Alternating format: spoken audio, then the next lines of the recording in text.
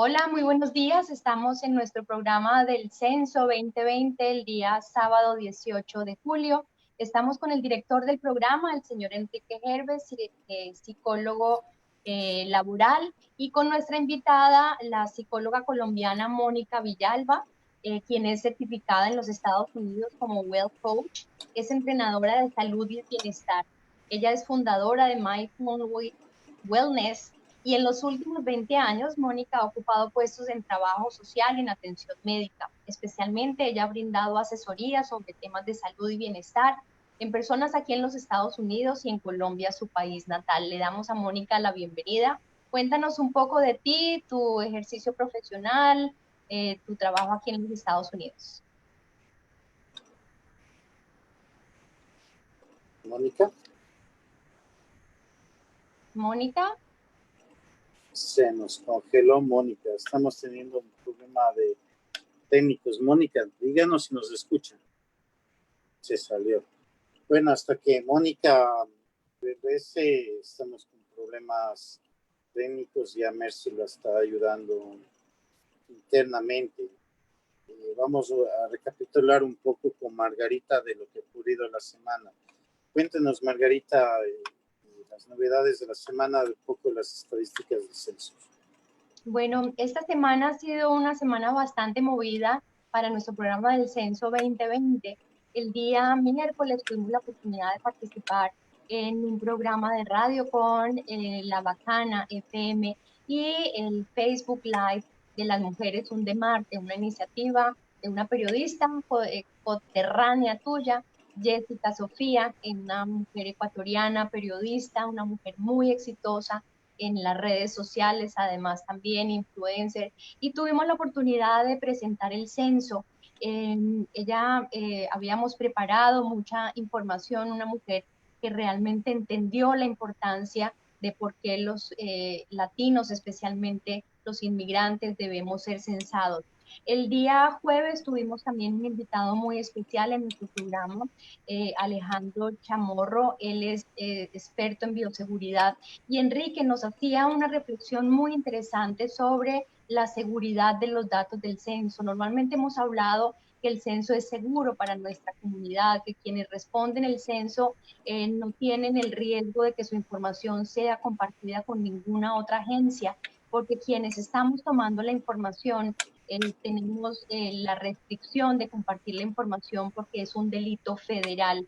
Entonces él de manera muy insistente nos decía que todos debemos responder el censo porque es vital para la asignación de recursos en los próximos 10 años, pero también nos hacía un llamado de atención para que todas las personas que estamos haciendo uso en este momento de la pandemia de todas las redes sociales, tuviéramos en cuenta que al compartir información, datos, nombre, correo electrónico, teléfono, sí, pues hemos... Mónica regresó. Pues vamos a ver.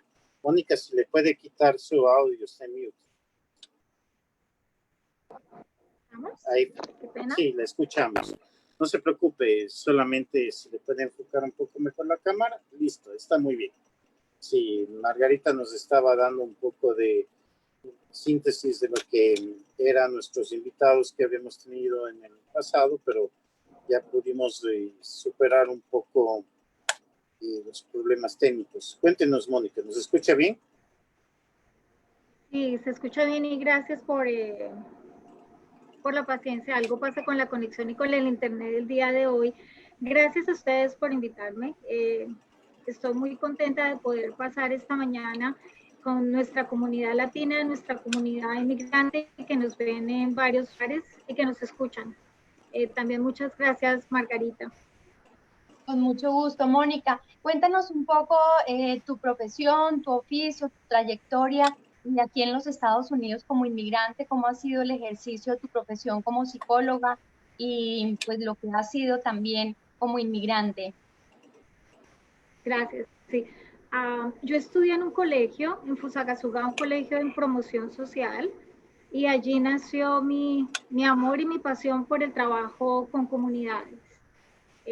Tuve la oportunidad de trabajar con comunidades vulnerables, terminé el high school, el bachillerato, como promotora social, y luego nació, en el proceso nació como mi deseo de hacer trabajo y hacer un trabajo especializado.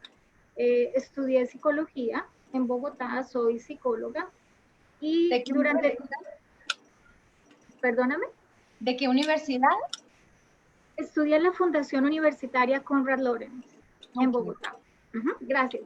Y durante el tiempo que estuve estudiando, siempre me gustó ejercer la labor social y labor comunitaria. Estuve trabajando con comunidades vulnerables, comunidades con problemas de HIV, violencia doméstica, uso de alcohol y abuso de sustancias. Tuve la oportunidad de apoyar los grupos de alcohólicos anónimos en esa época. Así que digamos que fue como el llamado a trabajar en esta área que es tan bonita. Luego cuando llegué a los Estados Unidos, que fue hace 7 años, empecé a estudiar y a capacitarme. Si bien es cierto, podía leer en inglés, no tenía la capacidad de hablar y expresarme. Entonces empecé a manejar clases de inglés, tal vez como todos nosotros, estudiando en casa o tal vez estudiando en las noches en algunos institutos que tenemos en el área de Queens. Y luego tuve la oportunidad de dedicarme un poco más a estudiar inglés en clases intensivas y me conecté con una organización comunitaria desde ese tiempo y pude hacer una certificación como trabajador comunitario de salud.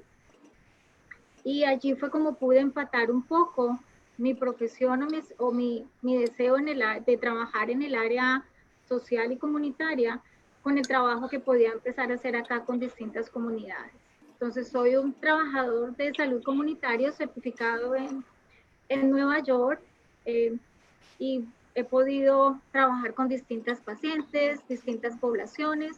Entré un poco más en el área médica de salud preventiva. Pude trabajar con inmigrantes que por alguna razón no habían podido tener su estatus legal todavía en Estados Unidos, más como un health coach, como un entrenador de salud.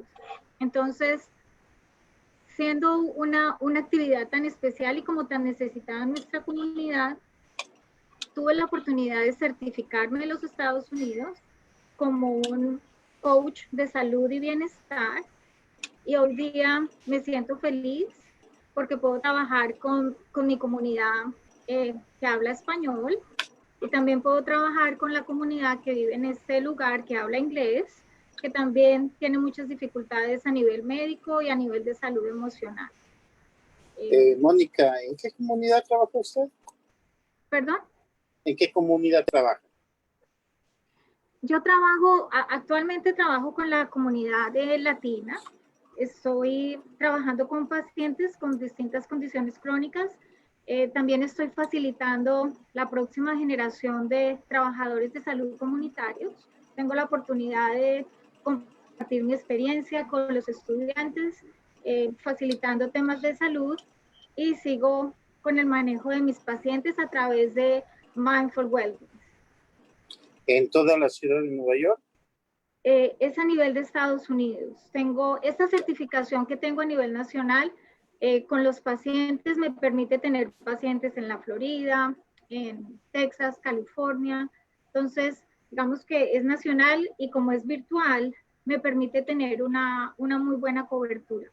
Con respecto a las clases y a los entrenamientos que hago con mis estudiantes, es acá en Nueva York. Perfecto. Comencemos, sí, continúen, Margarita. Perdóname, Enrique. Mónica, con esa experiencia que has tenido con la comunidad latina, como habíamos comentado previamente, el primer bloque, estábamos hablando de abuso de sustancias y que muchas de las personas que tienen problemas mentales pues llegan al abuso de sustancias o viceversa. El abuso de sustancias genera problemas de salud mental. Tenemos problemas técnicos, no sé si me está escuchando. Está con mute. Sí, le está escuchando, está en mute. Sí. Entonces, hablábamos que una de cada 4 personas que tiene abuso de sustancias tiene también problemas de salud mental. Queríamos que nos contaras un poco esa relación y en tu experiencia laboral, si has tratado ese tipo de pacientes y de situaciones. Sí, desafortunadamente cuando las personas no sienten que su estado de ánimo está bien, que se sienten solas, se sienten tristes o se sienten deprimidas, buscan refugiarse en sustancias, digamos, como el alcohol. Inicialmente pueden empezar tomando una cerveza, de pronto un vinito. Se dan cuenta, empiezan a pasar mucho tiempo solos y empiezan a empezar a consumir ellos alcohol. Se dice que cuando las personas consumen entre 4 tragos a la semana, esto es distinto entre hombres y mujeres. Puede ser una cerveza, como puede ser una copa de vino. Entonces, cuando empiezan a generar estos comportamientos para tratar de sentirse mejor o sencillamente para tratar de evitar afrontar situaciones difíciles, es cuando se presentan estos comportamientos de abuso de sustancia. Y lo que pasa es que las personas pierden su capacidad para desarrollar sus actividades diarias, porque ya no tienen como la misma claridad, ya no pueden enfocarse de la misma manera. Desafortunadamente, reconocer que se tiene alguna dificultad o algún problema con el alcohol no es fácil. Es algo, como mencionaban esta mañana, en algunas culturas es socialmente admitido, y entonces pasar un happy hour en el computador con la botellita o la copita de helado, perdón, con la copita en la mano, ayuda mucho porque es social y es un happy hour y pues tú estás allá y yo estoy acá y tomémonos algo. Cuando desafortunadamente ya se vuelve rutinario y empezamos a tener estos tipos de comportamientos más frecuentes que generan ya otro tipo de enfermedades. Enrique. Sí, no, iba con el tema de COVID, porque queríamos como continuar un poco la conversación que teníamos. Lamentablemente el tema de la cuarentena, el confinamiento, han sido factores en los cuales se han dado estos tipos de desórdenes y también como que no teníamos un poco de coping skills para poder afrontar la situación, pero tú has abordado el tema de la frecuencia, de que si se consume frecuentemente sustancias se podría desarrollar una adicción, y también el tema cultural, que a veces aceptamos el uso del alcohol como un factor de distracción. Nos gustaría que nos cuentes un poco como los efectos que tú has visto en el grupo de trabajo del tema del confinamiento, del COVID, qué tipos de desórdenes tú los has visto y cómo poderlos afrontar. Sí. Con relación al COVID-19, es algo que ha afectado a pacientes también por distintas generaciones y se ha generado un pánico general, una preocupación constante porque no sabemos qué es lo que va a pasar, y siempre en los momentos de incertidumbre es cuando se genera como más angustia. No es fácil para las personas adaptarse a procesos de cambio y definitivamente encontrarse en sus casas aislados. Para algunas personas es mucho más fácil consumir alcohol para poder dormir un poco.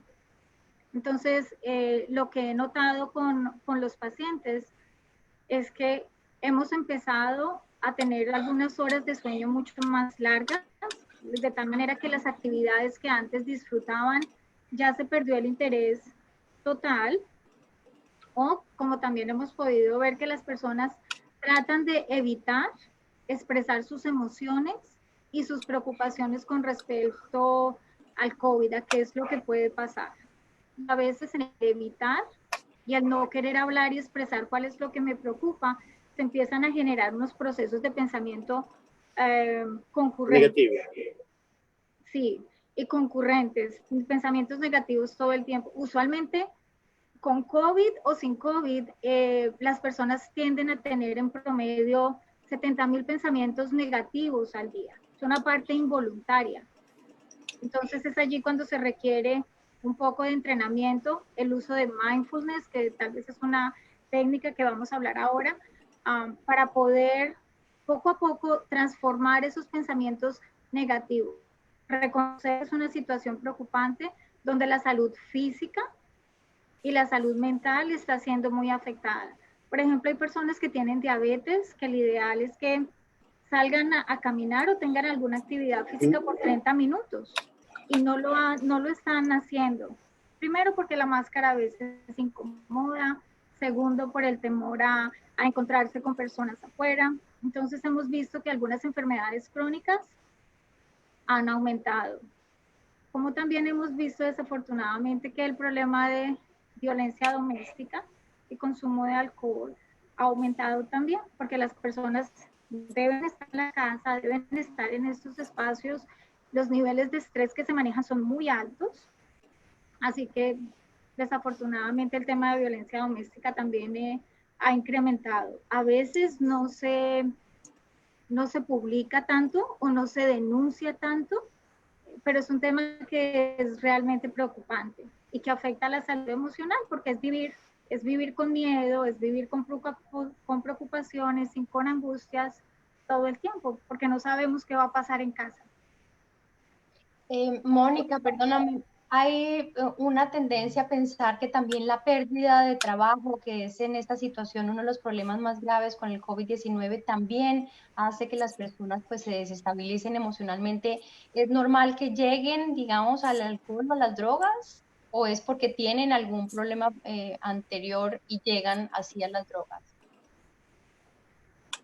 Digamos que no es fácil decir que puede ser una de los dos o que están desligados.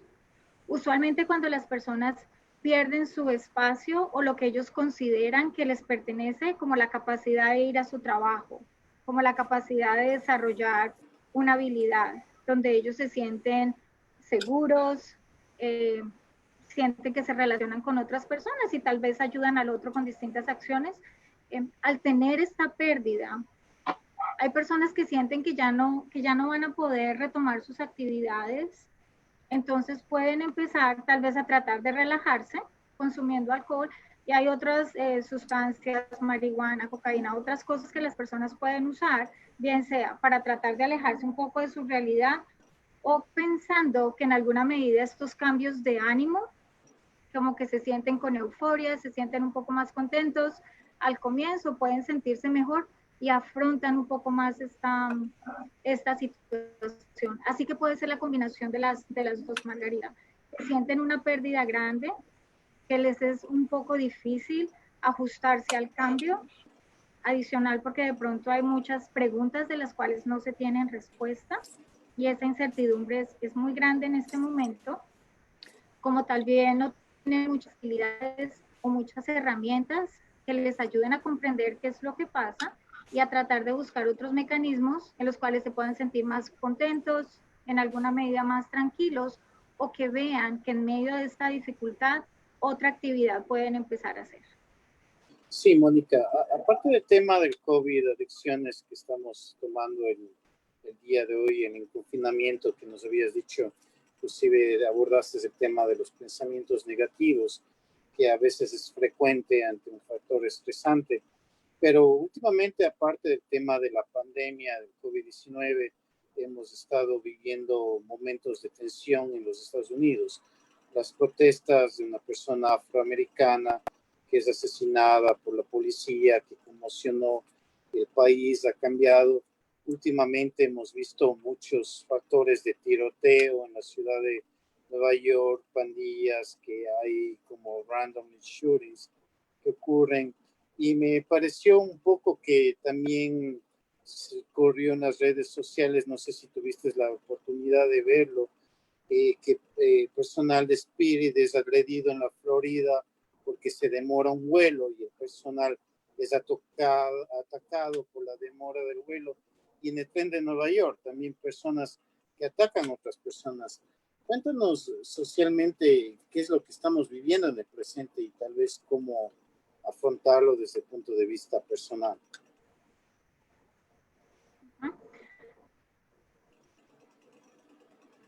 ¿Me escuchaste? Gracias, sí.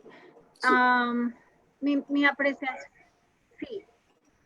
Con un poquito de dificultad, pero pienso que comprendí. Y básicamente creo que la pregunta puede ser que en las últimas veces hemos visto muchas situaciones de agresión constante y agresión a distintas comunidades. Tal vez puede ser comunidades más vulnerables en alguna medida o que por alguna razón comunidades vulnerables, llamémoslo de esa manera, o las minorías. Entonces, lo que ocurre es que en general lo que está pasando, hay algunas partecitas, hay cosas tal vez que pasaban antes y como nosotros estábamos muy enfocados en el día a día haciendo muchas cosas, tal vez no nos informábamos o no era tan público o no nos dábamos cuenta que este tipo de cosas pasaran. Entonces ahora la prensa ha dedicado mucho más tiempo y más atención tal vez a informarnos cuáles son las cosas que están ocurriendo en los distintos lugares de Estados Unidos y cómo este tipo de violencia ha incrementado y cómo afecta la comunidad. Y con respecto a eso, y si entendí bien, y la otra parte es, al parecer existe poca sensibilidad, estamos siendo muy irritables o nos ponemos irritables muy rápido ante algunas cosas que antes podíamos ser un poco más tolerantes, se retrasaba un vuelo o tal vez alguna persona se demoraba en atendernos. Tal vez mi percepción es que como estamos en un momento de tanta preocupación, donde no sabemos qué es lo que va a pasar con los trabajos, las escuelas, la situación global en general, hay muchas preguntas y hay muchos comentarios sueltos de cómo se ha manejado toda esta situación de la pandemia, que las personas están mucho más sensibles y tal vez el umbral de tolerancia ha disminuido. Y es básicamente porque es una preocupación constante y es como una forma de expresar en alguna medida emociones y sentimientos que de otra forma no pudieran hacerlo. Entonces lo que considero es la combinación de la incertidumbre con los niveles de estrés muy altos y que las personas a veces no tienen muchas herramientas, hace que se presenten este tipo de comportamientos más agresivos y más violentos. Mónica, tenemos en el chat varios comentarios. Uno se refiere al tema de que las personas no encuentran pues como una vivienda confortable y eso genera pues también presión. Pero la otra pregunta que me llama mucho la atención es que tú arrancas diciendo que muchas de estas prácticas han sido socialmente aceptadas, como el tema del alcohol. En este momento nos comenta nuestra invitada que el tema de la legalización de la marihuana, por ejemplo, ha puesto a los jóvenes a tener que convivir con el consumo de ella. Entonces, ¿eso consideras que es una presión o sencillamente las personas llegan a la marihuana también o al alcohol porque tienen ciertas condiciones? Bien interesante la observación y la pregunta. Lo que hemos visto es que en alguna medida cuando las cosas son permitidas, los comportamientos aumentan. Cuando se dice que tenemos más acceso a determinados lugares, las personas van a tender a hacerlo un poco más. Con el consumo de marihuana, lo que mencionas anteriormente, lo que se puede ver es que para algunas personas puede ser medicinal, algunas personas tienen información científica suficiente que les dice que el uso de la marihuana puede ayudar a sus problemas de salud crónica, manejo de dolor, y entonces en alguna medida se les permite, digamos que lo dan como un tratamiento. Cuando nosotros vemos la población de pronto que es más joven, algunas generaciones mucho más jóvenes que empiezan con el consumo de marihuana, puede ser uno por la parte social, porque si yo quiero pertenecer a un grupo de amigos y mis amigos fuman marihuana y me dan a probar, tal vez yo digo, bueno, sí, déjeme yo pruebo, porque es como la manera en la que creería que me identifico con este grupo. Algunos por los efectos que produce la marihuana, de euforia o de total relajación, hay personas que lo encuentran como un medio de escape cuando las situaciones en casa no están bien, cuando hay violencia intrafamiliar, cuando la comunicación con los padres no funciona, cuando el problema con la relación de pareja es difícil. Sencillamente las personas salen, quieren distraerse y piensan que lo pueden hacer una vez y que no pasa nada y lo controlan, pero cuando se dan cuenta es que empieza a ser un comportamiento recurrente. Entonces hay dos partes allí que chequear. Algunos pacientes que lo prescriben los médicos y que consideran que tiene muchos beneficios para algunos, para manejo de dolor, y tal vez cómo se incrementa en el consumo de población que es saludable, por decirlo de alguna manera, que lo hacen por diversión o para escapar de algunas situaciones que no tienen la capacidad de manejar por las habilidades mismas que ellos tienen. Existe seguramente en algunas personas la idea de que esas personas que llegan al consumo de alcohol o drogas son débiles, su comportamiento es frágil, quizás tienen pocas herramientas de comunicación o son personas, como diríamos, tímidas o poco comunicativas. ¿Consideras tú que desde la psicología y de este entrenamiento como coach existen herramientas que le podamos brindar a nuestra audiencia el día de hoy, a los invitados, para poder superar este tipo de situaciones, o en el caso de las preguntas de los padres que puedan identificar esas herramientas con sus hijos? Margarita, yo pienso que hay varios factores que son importantes identificarlos, y tal vez este trabajo se puede hacer en conjunto con el trabajador social, por ejemplo, en el caso de los niños cuando están en la escuela, o con el pediatra, como tratar de evaluar algunas áreas, porque el rango de nosotros, de los niños que va al pediatra todavía es muy alto, y lo otro es importante es generar vías de comunicación con los muchachos. Mi opinión personal es las personas que llegan a tener este tipo de comportamientos de consumo de sustancias, no podría decir que son frágiles, son tímidos o que son muy débiles de carácter.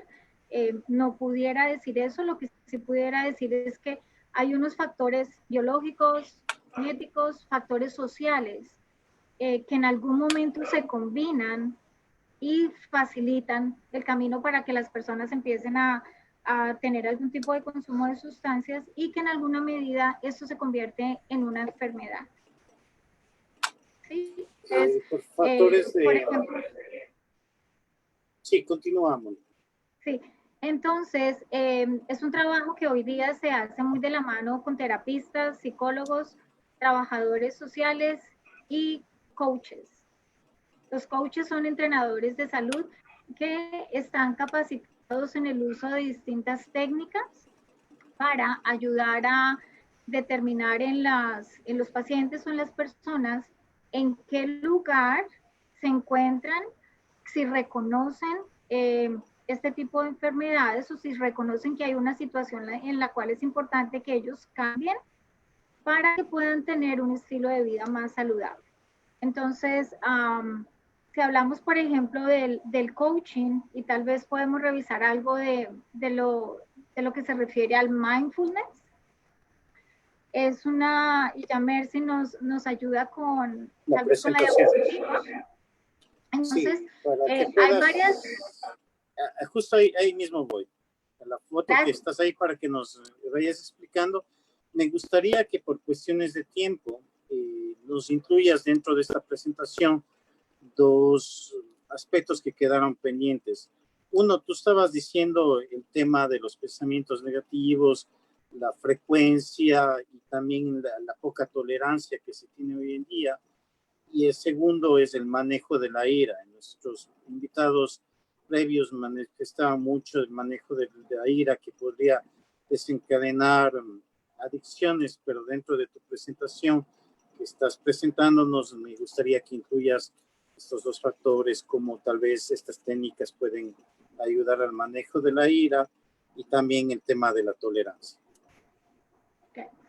Gracias, Enrique. Entonces, una de las técnicas que es milenaria, que la verdad se viene trabajando hace mucho tiempo, solamente que no se había enfatizado tanto, es la atención plena, y lo que llamamos en inglés lo que es mindfulness.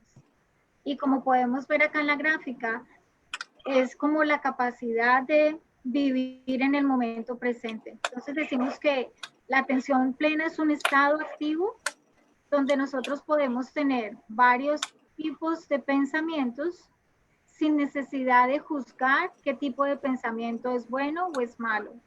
¿Cuál es el ideal? Que cuando las personas se sienten muy preocupadas o muy congestionadas por todas las situaciones que están ocurriendo, que por ejemplo cuando salgan a caminar, que definitivamente traten de disfrutar lo que ellos ven, ¿cierto? El paisaje, el cielo, el árbol, todo lo que ellos ven en su momento presente. El mindfulness lo que nos invita es esté aquí y en el ahora y dése la oportunidad de disfrutar lo que usted tiene sin juzgar. Si tiene un pensamiento negativo, por ejemplo, que esta situación es muy difícil y tal vez no vamos a salir de esta, entonces tal vez lo que se puede hacer es reconozco que estoy preocupada, que es una situación en la cual siento que yo no tengo control, pero voy a tomar el tiempo para ver cuáles son las cosas que yo puedo hacer para sentirme emocionalmente mejor. Entonces, ese es el ideal, que yo pueda reconocer las preocupaciones, reconocer los pensamientos sin necesidad de juzgarlos, para poder trabajar en ellos. Nelcy, pasas a la siguiente, Mercy, por favor. Y entonces lo que es importante allí ver es que la atención plena tiene dos componentes muy importantes. Y uno es como cuando hablamos de conciencia, que es el conocimiento o es la capacidad de ponerme atención en algo que estoy viviendo en mi momento presente. Como que yo observo qué es lo que pasa, puedo enfocarme y puedo estar aquí en el ahora. Y el otro componente muy importante es aceptar. Aceptar es la capacidad de observar las cosas y en alguna medida determinar qué es lo que ocurre, por qué está ocurriendo y qué puedo yo hacer que esté en mi control para que sea distinto. Es básicamente eso. Centrar mi atención en mis experiencias de momento presente y cómo puedo ajustar mi pensamiento y aceptar qué es lo que pasa sin tener que juzgar. Entonces, cuando nosotros hablamos de pensamientos negativos, de poca tolerancia, a veces que tenemos dificultades para el manejo de las emociones, mindfulness nos permite justamente eso, conectar mi forma de pensar con mis emociones. Y es una terapia o es una terapia que se usa, una técnica más, es una técnica que se usa usualmente para ayudar a las personas a modificar sus comportamientos para que puedan manejar sus adicciones, para que puedan disminuir sus niveles de estrés y ansiedad, como también para que puedan disminuir los umbrales de dolor, para que puedan manejar un poco más. Hay algunas personas que pierden la capacidad de tolerar algunas situaciones porque en su cuerpo tienen unos niveles de dolor muy altos, tienen dolor crónico. El dolor crónico es algo que siempre va a estar allí y que en alguna medida yo como paciente es importante que aprenda a manejarlo. Entonces el mindfulness se usa también para ello. Podemos tener la siguiente, Mercy. Y básicamente cuáles son como las herramientas o algo que podemos hacer. Y creo que nos pasa a todos y ahora en este tiempo en que estamos en COVID, cuando trabajamos, si bien es cierto, vamos a los lugares, los trabajadores esenciales, todas estas actividades que tenemos que hacer, usamos el tiempo para hacer muchas cosas a la vez. El multitasking, como se dice en inglés, es algo que nos aleja de estar en el momento presente, cuando se está trabajando en el computador y al mismo tiempo se está atendiendo el celular, cuando estoy en el front desk atendiendo a una persona y luego llega un pedido. Siempre las personas están haciendo varias actividades a la vez. Esto genera unos niveles de estrés. ¿Cuál es la recomendación? Que se conecte con las cosas que para usted son realmente importantes. que usted pueda enfocarse en lo que realmente importa y que cuando usted esté, por ejemplo, escuchando una canción para poder sentirse mejor, escuche la letra y la disfrute. Que si está leyendo un libro y está enfocado en su libro, cuando está leyendo las páginas, y si usted nota que empieza a pensar en otro tipo de cosas, reconozca tal vez que está disperso y que hay algunas cosas que tiene que hacer y trate de retomar nuevamente el párrafo anterior. Entonces, básicamente estar en el momento presente y en el ahora es conectar, es tener la capacidad de conectar sus emociones con sus pensamientos y enfocarse en el ahora. El pasado. Sí, quiero interrumpirte 30 segundos aquí porque nos estás diciendo el tema del ahora, el presente y el pasado y el manejo de emociones. Lamentablemente este año a nivel mundial hemos estado expuestos a niveles de estrés demasiado altos y ansiedad, y usualmente las situaciones estresantes suelen ser temporales. Una persona está expuesta a un estrés intenso, como que se calma un poco la actividad y luego vuelve, es como un poco cíclico, pero este año debido al COVID hemos estado expuestos a un estrés permanente.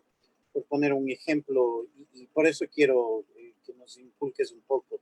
Estábamos hablando antes del programa, mientras se arreglaba estos problemas técnicos, y por poner un ejemplo, conversábamos casualmente con Margarita y decíamos, por ejemplo, ¿cómo está Colombia? Ahorita está un poco mal por el tema de contagios. ¿Cómo está Ecuador? Está un poco mal por el tema de contagios. ¿Cómo está la Florida? Está un poco mal por el tema de contagios. ¿Cómo está Texas? Por el tema de contagios, desempleo y todo estos factores sociales envueltos. ¿Cómo afrontar estos momentos que son tan estresantes que no han parado? Digamos que es una pregunta bien interesante, y desde mi punto de vista, es una situación que para todos genera emociones distintas, pero que en su gran mayoría generan unos altos niveles de estrés. Mi mayor invitación, primero, es a que nosotros reconozcamos cuáles son las cosas que nos preocupan y nos generan este nivel de estrés tan alto. Cuando yo reconozco qué es lo que me preocupa, puedo entender cuáles son las cosas que yo puedo hacer, que tengo en mi control y en las cuales puedo ser proactivo. Y también cuando yo reconozco que hay cosas que definitivamente no dependen de mí, lo suelto y entiendo que no puedo hacer nada al respecto, y eso me va a ayudar a disminuir mi nivel de estrés.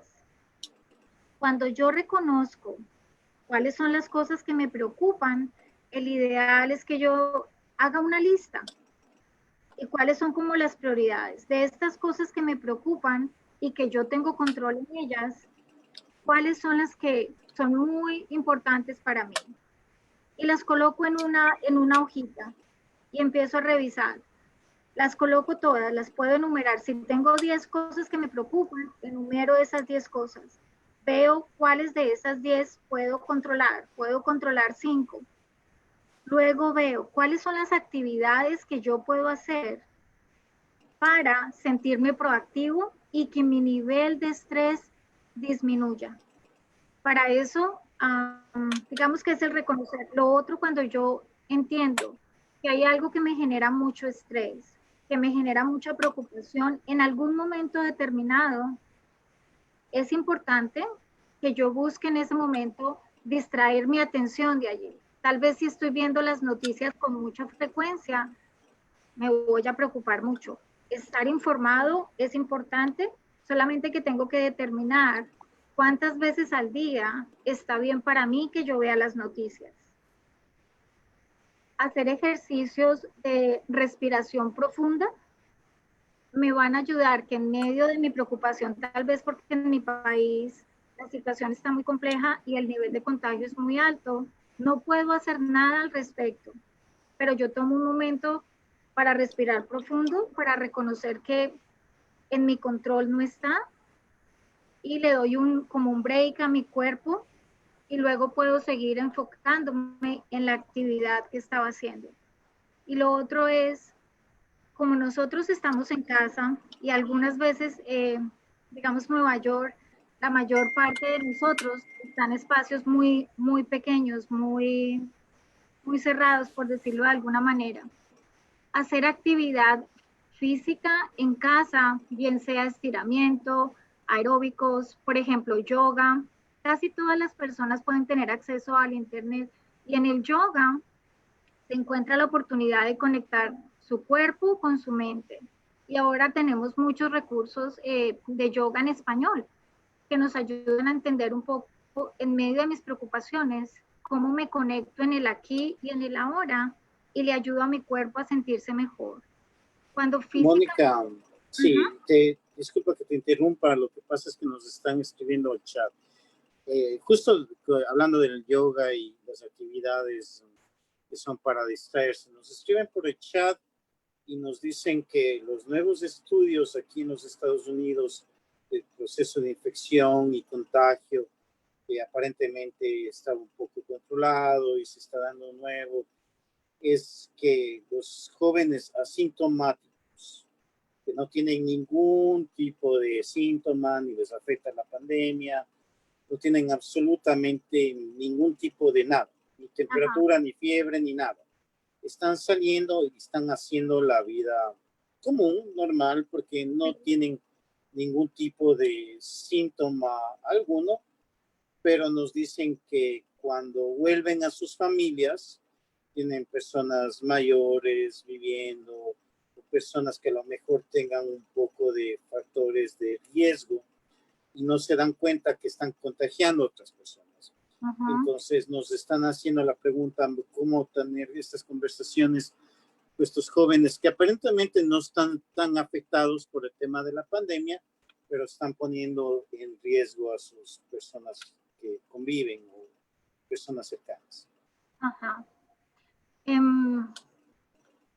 Los jóvenes o las generaciones sí, de hoy en día, ellos están mucho más, a veces están mucho más formados que los adultos y en alguna medida ellos encuentran que las estadísticas están como en el favor de ellos. ¿A qué me refiero?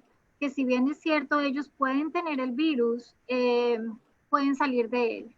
¿Qué quiere decir? Que el índice de mortalidad no es tan alto como si ocurre en otro tipo de generaciones. Entonces, digamos que en alguna manera les permite actuar y vivir su vida y sus actividades cotidianas. Mi mayor recomendación para esto, como para muchas cosas que nosotros tenemos en casa, es tratar de establecer vías de comunicación con las personas con las cuales nosotros convivimos. En la cultura nuestra, de pronto hablo de mi experiencia personal y lo que yo he visto con el trabajo con mis pacientes mayores, cuando quieren tener conversaciones con sus hijos, se vuelve más como un monólogo, como la mamá o el papá diciendo qué es lo que las personas deben hacer y qué es lo que no deben hacer. Entonces, mi recomendación, ¿cuál es? Cuando nosotros queremos poder entender qué es lo que este tipo de población piensa, o sea, al salir, divertirse y tal vez no tomar como todas las precauciones del caso, es hacer preguntas. ¿Qué hace que sea esto tan importante? A pesar de que hay un riesgo muy alto de que te puedas enfermar o que alguien pueda enfermarse en la casa, tú quieras salir e interactuar con muchas personas. Las preguntas nos ayudan a recibir información y nos ayudan a entender un poco más cuáles son los pensamientos que tienen nuestros familiares y en esa misma medida podemos hacer como un trabajo en equipo. En vez de tener un monólogo en el cual nosotros estemos siendo directivos y tal vez diciendo, a usted no le preocupa su abuelito, no le preocupa su papá, usted sigue saliendo, se va a enfermar, usted no tiene los síntomas. Es como ponerlo en perspectiva y tener una conversación que sea realmente de dos y hacer preguntas que generen diálogo. Cuando usted hace preguntas, tiene mayor capacidad de entender a las personas y puede abordar esos temas de tanta dificultad de una manera distinta. No sé si tal vez eso pueda... Sí, por cuestiones de tiempo vamos a tener que preparar un segundo programa en el cual nos puedas explicar un poco más, pero me gustaría sintetizar un poco lo que hemos hablado el día de hoy. Lo que nos has dicho ante estas situaciones de estrés y ansiedad que estamos viviendo es identificar los factores asociados al pensamiento negativo y identificar lo que nosotros podemos cambiar, identificar lo que nosotros no podemos cambiar. Nos dijiste que el tema de comunicación, en el tema de familia, es discutir con los otros miembros familiares, en el tema de la tolerancia, el manejo de la ira, como intentar hacer una dinámica familiar para que se pueda hablar y se pueda hacer como una resolución en grupo, para que juntos en los miembros de la familia o amistades se pueda salir adelante. Y las prácticas alternativas, como tú estabas diciendo, por los factores de sedentarismo, hacer actividad física, caminar al menos 30 minutos todos los días, porque también el factor de estar sedentarios nos ha afectado físicamente y mentalmente. El mindfulness es como desconectarnos de lo que estamos en el presente y como intentar vivir el momento que estamos viviendo. También nos decías que como a veces ser multitasking no es tan positivo, porque como que estamos enfocándonos en varias actividades, es preferible enfocarse en una actividad propia. Y el tema de los jóvenes, intentar hablar con ellos para que ellos sí hagan su vida normal, pero que no afecte la estructura de la familia por personas que están asumiendo riesgos. Sabemos que tienes tu grupo de estudio y también tienes tu grupo de apoyo. Personas que a lo mejor necesiten de tus servicios o comunicarse contigo porque tengan un problema específico, ¿cómo te pueden encontrar? Y tal vez alguna recomendación final para las personas que nos están escuchando. Gracias. Gracias por ese resumen. Es muy apropiado y algo que quisiera resaltar es cuando nosotros queremos comunicarnos con los demás y tratar de entender por qué se comportan de determinada manera, es bien importante hacer preguntas y usar nuestros órganos sentidos de la manera proporcional, como escuchar más y hablar un poco menos. Ese sería una recomendación importante. En el chat voy a pedirle a Mercy que podamos colocar la página de internet www.yourmindfulwellness.com. Ahí pueden encontrar información en español y en inglés acerca de qué manera puedo apoyarlos en estos tiempos, bien sea de dificultad para mejorar su salud o tal vez cuando quieran emprender otra carrera que no sea necesariamente que esté relacionado con COVID. Digamos que es un proceso de acompañamiento en el salud y la bienestar. Antes de irme, quisiera recordar esto que es muy importante y está relacionado con el censo. Y es, muchos de nosotros de pronto no hemos tomado el tiempo para diligenciar el censo o no estamos tan informados de cuáles son los beneficios. Entonces, quiero dejarles esta inquietud acá en la presentación. Cuando nosotros hablamos de salud mental, los recursos, cuando nosotros nos cuentan, saben cuál es la población que hay, pueden dirigir más recursos a distintos programas, bien sea programas comunitarios, sociales, el tema de los arriendos, el tema de beneficios y temas sociales que son muy importantes.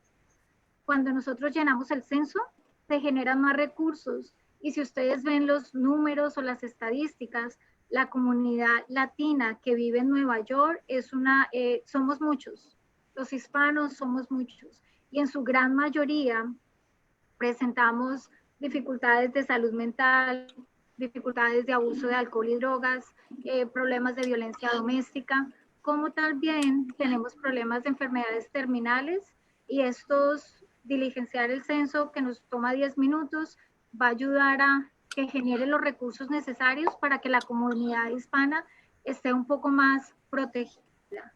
Así estemos personas que estemos en algún tipo de estatus, pero también existen organizaciones que hacen una labor maravillosa, que proveen servicios y ayudas a todos los residentes de Nueva York, independiente de su estatus legal. Esa es mi invitación. Sí, lo que te quería preguntar es, para estar claros, tú tienes un grupo de trabajo, un grupo de estudio, trabajas a nivel de todos los Estados Unidos, personas que a lo mejor son psicólogas, trabajadores sociales, que tienen un expertise en adicción y deseen tomar tu proceso de certificación, o a lo mejor están en el área de la salud médica, lo pueden hacer, ¿verdad? Sí, nosotros estamos trabajando con un equipo interdisciplinario, instructores de yoga, trabajadores sociales, que básicamente están enfocando sus recursos a la comunidad hispana de una manera maravillosa en estos últimos meses, porque sabemos que es algo que se necesita y sabemos que es prioridad. En la medida en que nos cuidamos los unos a los otros, vamos a estar físicamente más sanos, pero emocionalmente más tranquilos. Y en medio de todo podemos estar felices, porque son momentos que nos ayudan a estar bien. La información queda en el chat. Yo estoy feliz de poder compartir con ustedes y con las otras personas con las que trabajo información, experiencia y conocimiento, y estos son momentos que tal vez tenemos que aprender algunas cosas, tenemos que afianzar habilidades para seguir adelante y lo vamos a hacer. Perfecto, te agradecemos. ¿Sus palabras finales, Margarita? Mónica, 1.000.000 de gracias. Si esto no hubiera sido posible sin el apoyo de Mercy Campos, nuestra compañera de educación del censo, con quien establecimos esa comunicación. Muchísimas gracias, Mercy. Muchísimas gracias, Mercy, por tu conocimiento, por tu experiencia. Estamos seguros que ha sido un programa muy ilustrativo, y a las invitadas que nos están acompañando, que hacen parte también de tu red de relaciones, muchísimas gracias por estar aquí. No creo que hayamos podido dejar un mejor mensaje de la importancia del censo en lo que tú acabas de hacer. Así es de que si nos regalas esa última imagen de tu presentación, entonces la dejaremos en nuestro Facebook para que la gente pueda entender realmente la importancia de llenar el censo y el beneficio directo en los programas de salud y salud mental que tú mencionas. Muchísimas gracias, Mónica. Seguimos en contacto y esperamos estar en tu red de relaciones próximamente. Claro que sí, es un gusto. Dentro de la última slide, cuando dice informarse es importante, pueden darle clic, porque la información que retomamos de allí es información con base en estudios científicos y en estadística. Y ahí podemos enterarnos de muchas cosas más y por qué es importante hacernos contar. Muchísimas Listo, gracias. muchas gracias. Que tengan un buen día. Un placer. Gracias a ustedes. Fin de semana. Un gusto. Gracias, Mercy. Gracias, Enrique. Feliz fin de semana. Gracias a todos.